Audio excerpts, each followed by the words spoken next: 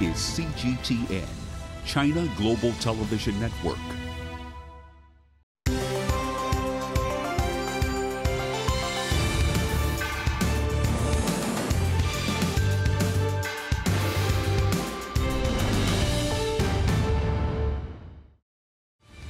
More than 4 billion people live across this vast continent called Asia, and we are telling their stories on this edition, From Salvation to Eviction.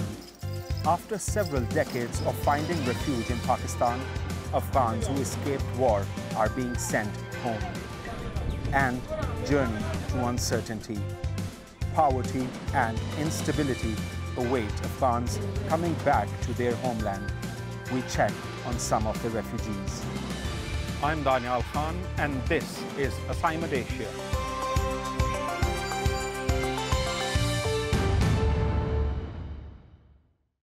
Welcome to the program. For many decades, Pakistan was a refuge for millions of Afghans who fled conflict and poverty in their country. But in 2016, Pakistan's government began cracking down on refugees and sending them back to Afghanistan in droves, citing security concerns and its intensified campaign against terrorism. The refugees found themselves uprooted from their homes and livelihood after Pakistan announced it wants all of them out by the end of 2017.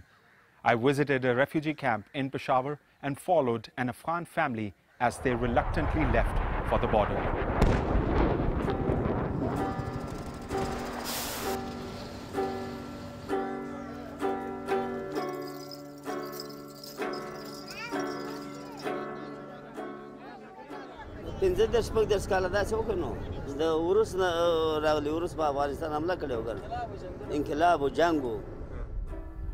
It's been almost 4 decades, but Haji Gul still remembers the day he fled his country and ended up in this camp.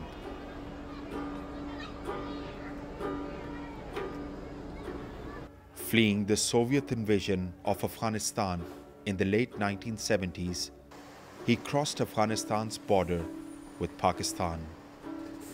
The border became an open road to salvation for millions of Afghans. Camps like this, located 30 kilometers southwest of Peshawar, became their new home. By 1985, Pakistan had more than 300 refugee camps, most of them in the northwestern Khyber Pakhtunkhwa province and Balochistan.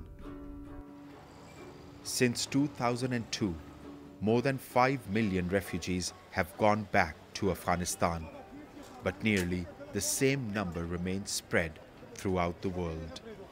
This is the Khazana Afghan refugee camp on the Charsada road in the outskirts of Peshawar.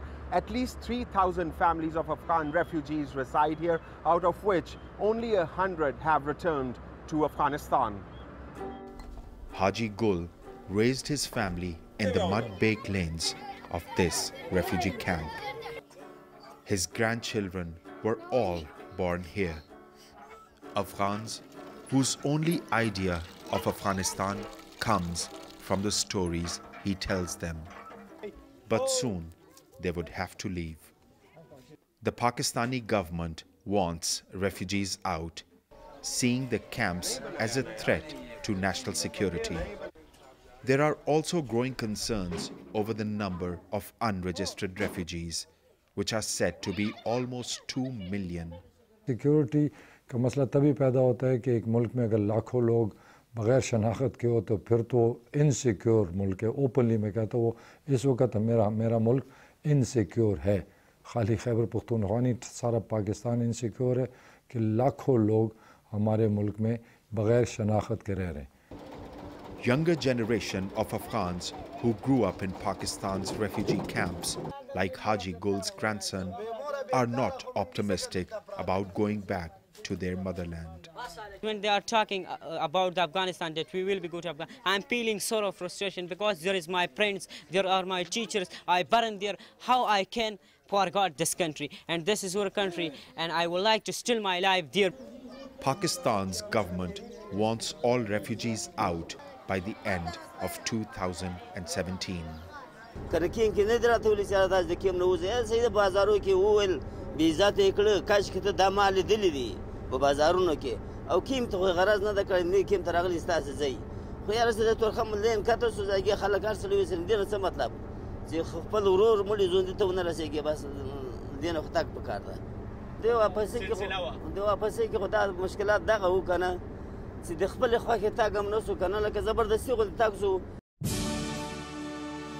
The first hope of return for Afghan refugees emerged in 1988 with the Soviet withdrawal from their country.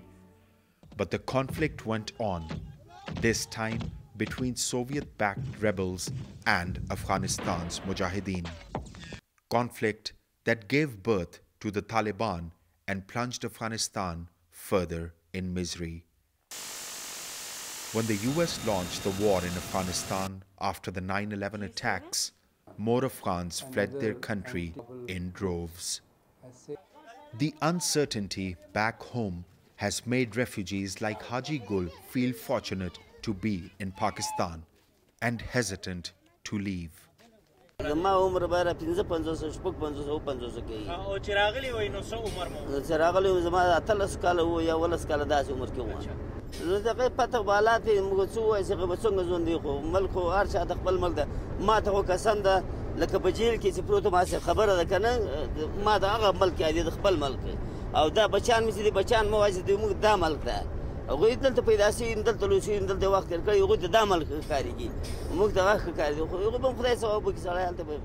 Pressured by the international community to deliver more in the war against terror, Pakistan's government began targeting refugee camps. Two of the largest camps, Kachagadi and Jalozai, were shut down. After granting several extensions, the government decided to pull the plug on Khazana as well. Many others are next in line. Some officials believe refugee camps harbored terrorists. मेरा ख्याल है कि अब दुनिया में ये हमें एहसास हो चला है कि हमने 35-40 साल से इतने लार्ज स्केल रेफ्यूजीज़ को हाउस किया हुआ है, तो अब ज़रूरत इस बात की है और वो हमारा सिक्योरिटी इशू बन चुका है, क्योंकि जब से हमने उनका इंफ्रास्ट्रक्चर डिस्ट्रॉय किया है वज़ीरिस्तान में और बाकी फाटा में, तो रेफ्यूजी कैंप उनके एक तरह के सेफ हेवन्स बन रहे हैं जहाँ पे लोग, चूँकि अनरेगुलेटेड मूवमेंट है. Refugees were initially given extensions to stay. But in September 2016, the government gave a final deadline to the 1.5 million remaining refugees. Afghanistan's ambassador to Pakistan says his government wants the refugees to come home. We do expect that their return will contribute to better security, to better working environment, to better to job opportunities, and because refugees is not a burden. Of course, only 30% of the refugees in Pakistan live in camps. 70% of the refugees, they pay rent, they have businesses, they own property. So there are a big number of refugees who go back with resources, and those resources certainly are helpful. But many refugees, like Fazal Durrani, whose father was a commander of the Mujahideen that fought the Soviets, are skeptical. ज़मीन नहीं है, घर नहीं है, उधर जब उधर घर उधर डालेगा तो इस बच्ची को हम क्या करेगा? उधर पढ़ाई स्कूल किधर है? जब नया नया जाएगा तो महीने तो हम वाकिफ भी नहीं होगा. प्रेसिडेंट अशरफ गनी साहब हैं, उन्होंने बोला है कि आप लोग फूल है ना, मुहाजिरीन, तो आप फूल हैं तो उधर आएंगे तो अफगानिस्तान से खुशबू आएगा और हम आपका बहुत मदद करेगा. तो जो उधर से लोग जा रहे हैं उनसे फ़ोन पे रब्ता होता है, उनको उधर कौन सी खुशबू मिल रहा है. जब बूथ धूप आ जाएगा ना, बूथ धूप, तो ऊपर बच्ची भी आवाज़ देगा, बीबी माँ भी आवाज़ देगा, तो हम क्या करेगा? मजबूरी उधर से खुशबू आ जाता है, क्योंकि वो रोएगा तो वो सब वतन को पता चलेगा कि ये मजबूरी है, इधर गरीब आ गया, ये इधर इसको कौन पूछेगा. Before the repatriation process starts, refugees are required to tear down their houses at the camps. As their homes went down, they stood by, their eyes showing hopeless defiance. When the Afghan refugees arrived here 37 years ago, the people of Pakistan welcomed them with open arms and even offered them their lands to build their homes. And now that they are leaving, Pakistan has generously offered them to even take back the bricks to rebuild their lives back in their homeland. The camps sit on land that belongs to the local population, some of whom are happy to see the refugees leave. बस ठीक है वो लोग जाए ना वो उधर काम करेगा उसका वही वतन है ना हमारे ही हम इधर काम करेगा वो इधर आए हमारे मेहमान थे अभी तक ये घरें भी बहुत महंगी थी अभी सस्ती हो जाएगी गरीब इधर भी है ना उसके किराए भी बहुत ज़्यादा है वो उधर जाए इधर किराए भी थोड़े सस्ते करेंगे और घरों का रेट भी सस्ता करेगा. Forced out of their sanctuary, refugees stand all day in seemingly endless lines, preparing for a journey they do not want to make. This is the VRC, or the Voluntary Repatriation Center, Jamkhani, the last stop of the repatriation of Afghan refugees in Peshawar. The UNHCR says that at least 1,000 to 1,200 families are facilitated in this center every single day before they make their journey towards Torkham at the Pakistan border. Refugees are handed telephone numbers to make appointments with the UNHCR before they're given a departure date. At repatriation centers in the outskirts of Peshawar city, thousands of refugees wait for their turn. Sitting under the scorching heat along with trucks loaded with their belongings. Okay. And the next stage is screening, where we check those who are eligible for repatriation, those who have cards or not. Pakistan government has issued proof of registration documents for all Afghans since many years now. So here we check whether they are holding or they are in possession of such cards and whether they are valid or not. People have to go through 5, 6, most people, 5 stages. But the maximum stages is 9. It takes about 3 to 4 hours for a family to get to the final stage, where they get a voluntary repatriation form. The UN gives the refugees $400 each to help them resettle. If you look at the average of 5 to 6 family members, we are talking about $2,200, $2,400 US, which for the beginning is a relatively good amount of money for starting life back home. At the repatriation center, 68-year-old Azatullah awaits his turn to go. After narrowly escaping the Soviet invasion, he thought he had found a home with his Pakistani brothers. At his age, he lacks the strength to start all over again, but he says it's time to go back home.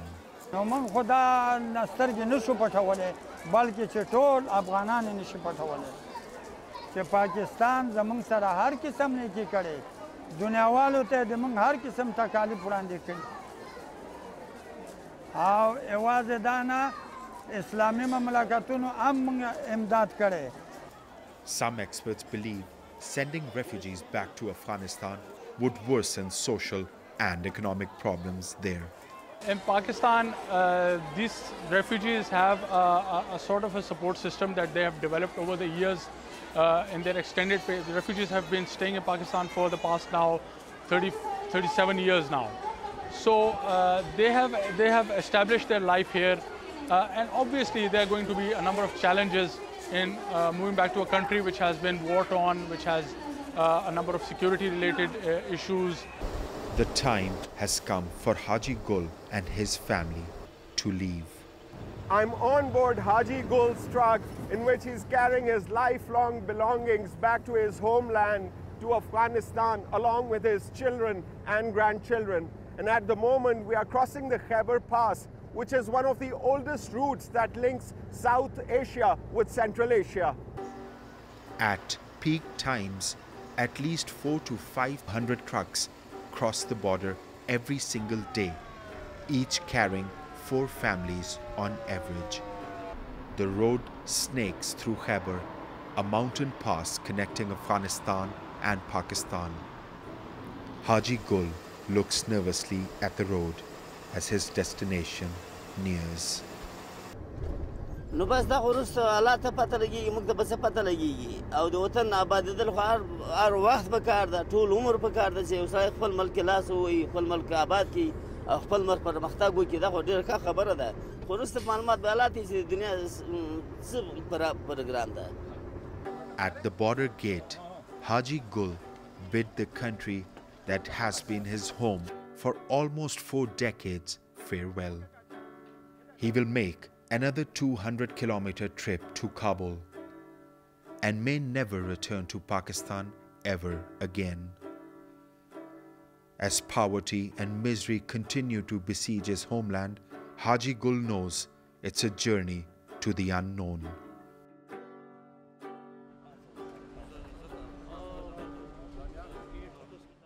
According to the International Organization for Migration, a record number of more than 600,000 refugees returned to Afghanistan from Pakistan in 2016. Humanitarian agencies are concerned about Afghanistan's lack of capacity and resources to help its returning citizens reintegrate to Afghan society. Next, on Assignment Asia, we look into the conditions of Afghans who have returned home.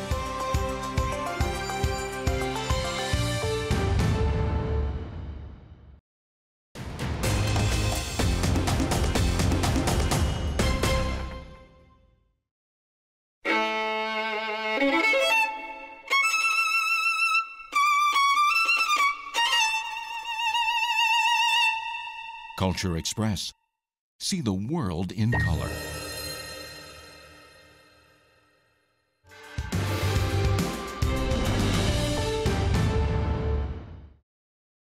Since Pakistan closed down refugee camps in 2016, hundreds of thousands of Afghans have crossed the border back into their homeland. For many of them, it was not a joyful homecoming, but a plunge into uncertainty. Catherine James met some of the returnees struggling to rebuild their lives in Afghanistan in the midst of poverty and conflict. One by one, they return. Hundreds per day, thousands per month. These people are crossing the border from Pakistan to Afghanistan, some in trucks laden with household goods and extended family, some bringing only what they can carry. Among the throng comes Zaitun with her 3 sons, orphans under Afghanistan's definition of the term, because their father is dead. He was killed 4 years ago by a suicide bomber while at his vegetable stand in a market in Peshawar, Pakistan. Zaitun's eldest son, Riaz, now 12, was expected to help earn money for the family. He sold flowers on the street, but she says it wasn't enough and they were struggling. Still, Pakistan was home.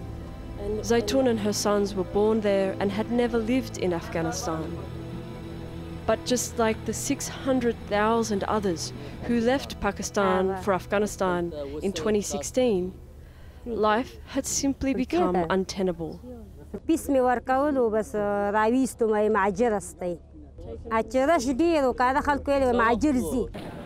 So Zaitun sold their furniture to pay for the small truck to bring them to Afghanistan.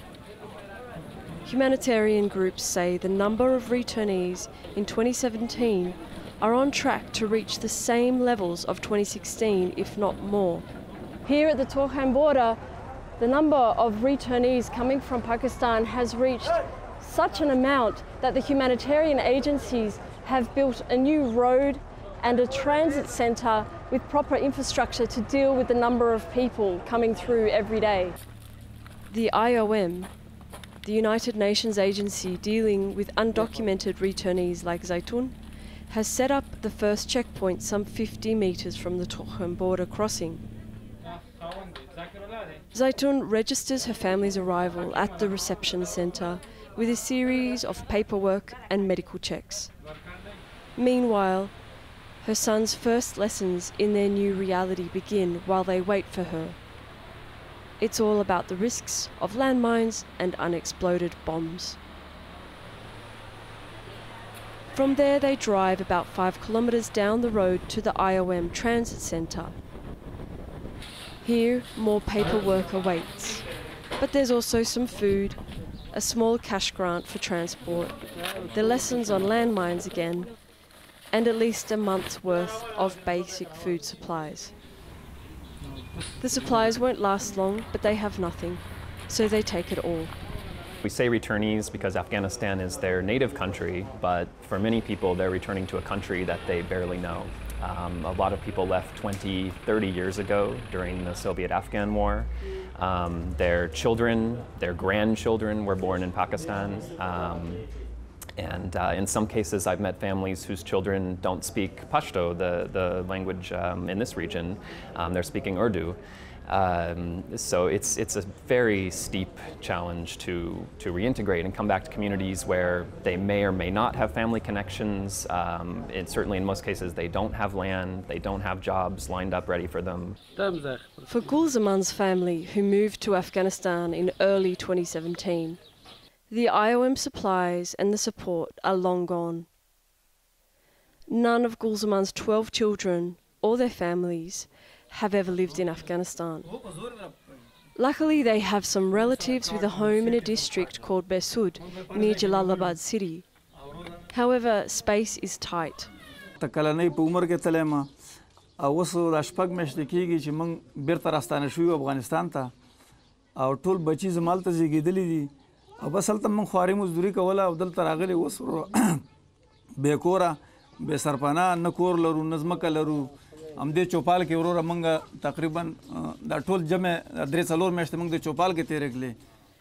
Gulzaman says he decided to bring his family to Afghanistan after he was fired from his brickmaking job for being an Afghan refugee, and they were no longer able to move around freely. He worries about his children's interrupted education and the utter uncertainty of their future. The district Besud is not a thriving place. It can sustain the families who built it, but there's not much for an influx of returnees. Nevertheless, Gulzaman is defiant about his decision to return.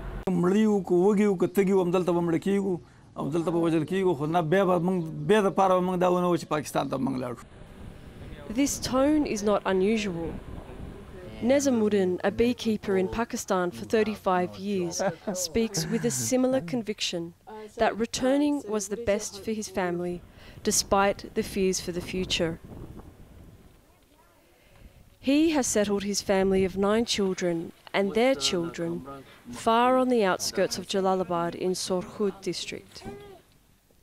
It looks desolate. It has no roads, almost no infrastructure, and almost no resources available.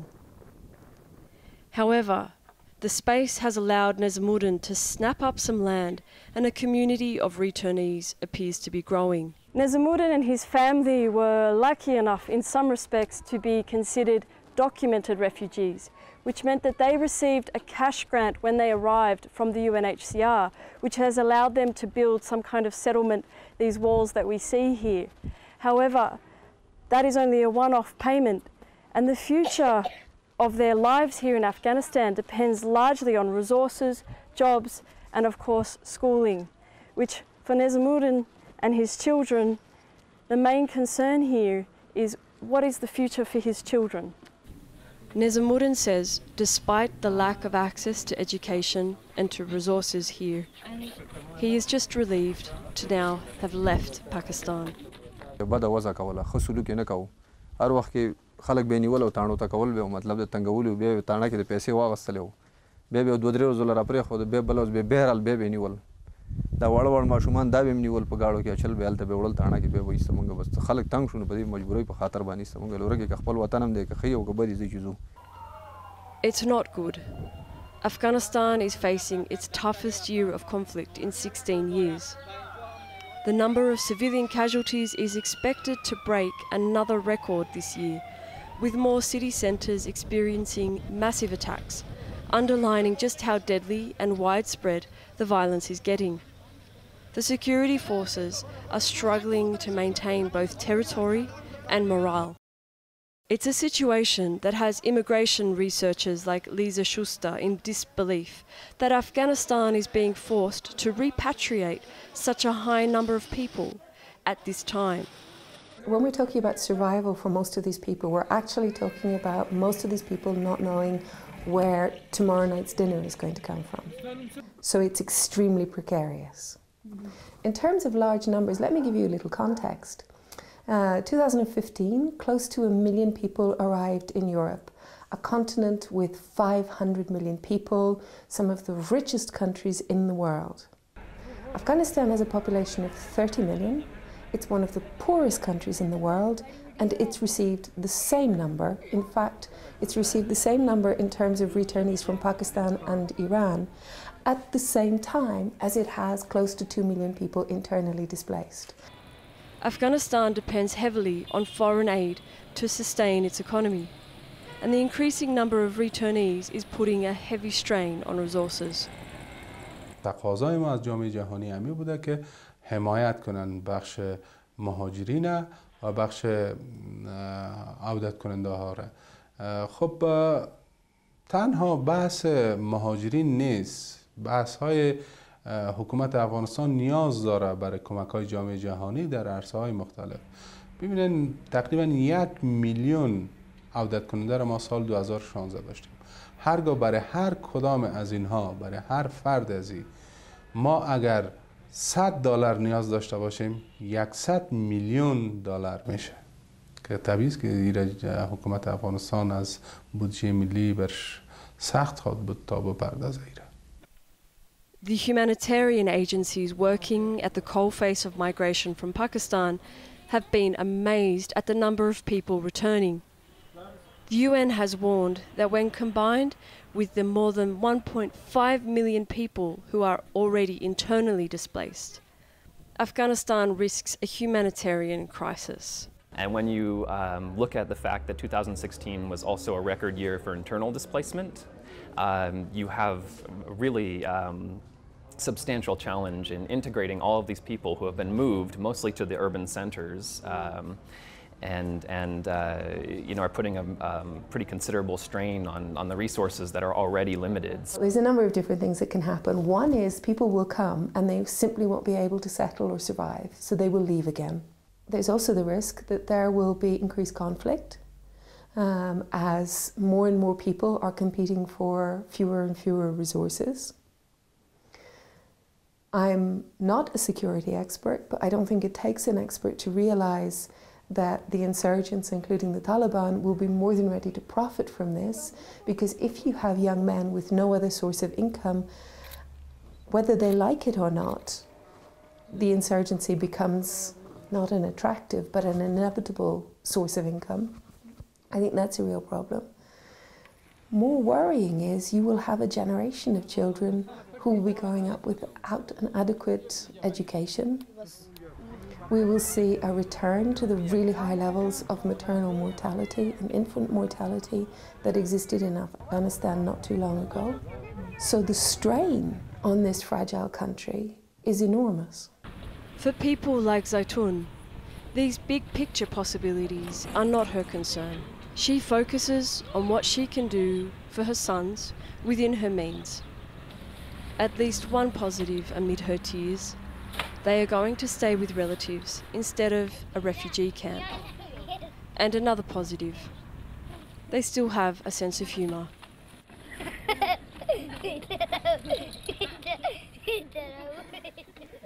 For Assignment Asia, I'm Catherine James in Afghanistan.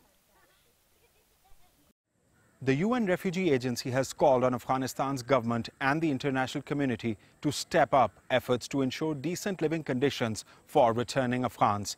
The agency hopes pledges to help Afghanistan, including $15 billion in aid from the European Union, would soon be turned into concrete programs to help the returnees and the rest of the country. You can learn more about this and all the stories on today's program on our website www.assignment-asia.com. Well, that's all the time we have for this week. I'm Danial Khan. Thanks for watching and join us again on Assignment Asia.